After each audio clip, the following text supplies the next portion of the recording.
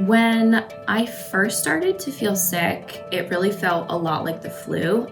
My body is achy, I have a headache, everything kind of hurts. A lot of respiratory congestion.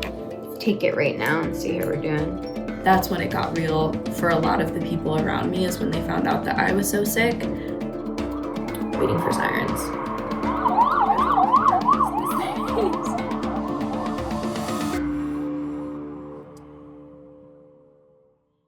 I'm Sally. I'm a host and an associate producer for Vice. And who are you? I'm Sarah. I'm Sally's roommate and friend. My name is Erica Spera. I have been working from home for about 2 weeks now. Hi, I'm Molly. I'm 27 and living in New York City, which is now considered to be the epicenter of the coronavirus pandemic. I tested positive for coronavirus on March 17th, so I am almost done with my quarantine. Yesterday I took a call with my nurse friend. I told her about my symptoms and she said that I was a presumed positive for COVID-19. I would continue to monitor your symptoms, especially that you're still having some chest pain, even if it's intermittent, is a little concerning to me. When I first found out that Molly had the coronavirus, my reaction was just like, shit. And since then, I have not really left my bedroom. So it's about 9 days of being confined to this space, except to leave to use the bathroom. I wasn't terrified. I kind of skipped through the stage of acceptance of like, okay, well, that means I probably have it too, or am about to get it. And there's not much I can do about it. And I also wear a mask throughout the apartment so that I can try and keep my roommates as safe as possible. And she has to spray anything she touches, because that virus can live on shit for days. If she has coronavirus right now, she would be in the thick of it, which means that I would have already been exposed and basically I should just be watching my symptoms. I went to the CityMD right in Astoria, and I actually got lucky and had the same doctor who was on call when I went there for the flu earlier this year. He said that we were gonna take the test, but that the coronavirus test does take 4 to 7 days to get results. But he also reassured me that even if and when it eventually did come back positive, that I wasn't at a high risk. My roommate was very lucky that she had a very mild case of it. I do have a friend that's a comedian whose younger sister is in the hospital, and it was like within a day, and she's on a ventilator, and hearing stories like that kind of makes it more real.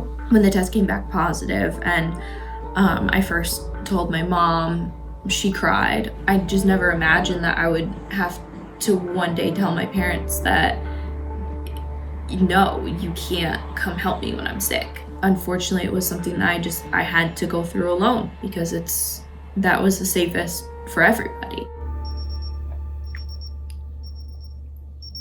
Okay, that's not too bad. 99.2. That's how it's been staying. I've had like a low fever. I think I probably do have the coronavirus, but there's no way for me to be sure. If you're exhibiting any flu-like symptoms, CityMD has sent out an email that says, don't come here. As soon as I was diagnosed, I had people immediately asking me how I got access to a test, saying that they were being turned away. I just think that's so wild that our healthcare system is so unprepared to handle something like this, and that sick people aren't getting the tests and the treatments that they need. Even if I don't have it and I actually just have a cold. Our duty now is to really just act like we have it already to keep as many other people as safe as possible. Yeah. I do feel like I'm getting better. That is really exciting, and I'm day 2 without the bad cough. So I feel like just a few more days until I'm really over the hump. Every day is a new day, and you try to, be on the bright side and be positive, but every day there's almost like a new regulation, a new law that's put into place, a new law that has been rejected.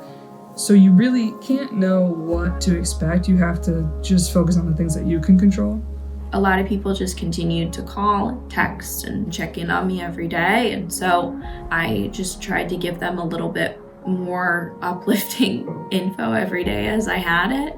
I even have a group of friends that we're starting to write each other letters that we can have when we're out, just kind of like pen pals. I think the silver lining in the situation is that you just have more of a thankfulness and gratefulness for the good things in your life. Probably the hardest is watching like all of these really sunny days and not being able to even go outside for a walk. So once I'm healthy, I'm hopeful that I'll be able to do that a little bit every day. You know, the hardest part is just the uncertainty of not knowing when we're gonna be done. You kind of just are holding your breath and hoping for the best. That's it for me. I'm gonna drink some tea and maybe lay down a little bit. All right, stay safe.